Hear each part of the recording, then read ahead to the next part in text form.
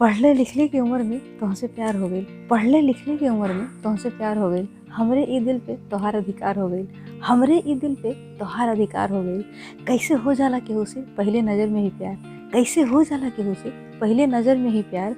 देखते ही तोहके हमके यह बाती पे एतवार हो गइल, देखते ही तोहके हमके ये बाती पे एतवार हो गइल। बाड़ी नाई होश में तुमसे हम मिल के, बाड़ी नाई होश में तुमसे हम मिल के, चैन सुकून सब छिन गइल बा हमरे ई दिल के, चैन सुकून सब छिन गइल बा हमरे ई दिल के।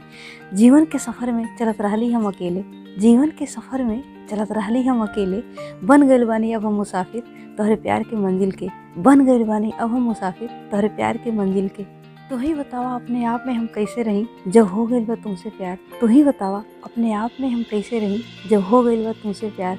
हर जगहिया होला हमके तोहरे ही दीदार, हर जगहिया होला हमके तोहरे ही दीदार। कुछू ना ही चाही हमें अपने इस ज़िंदगी में, और कुछू ना ही चाही हमें अपने इस ज़िंदगी में, हमें तोहरा से हो गइल बा हमके प्यार बेशुमार, तोहरे से हो गइल बा हमके प्यार बेशुमार।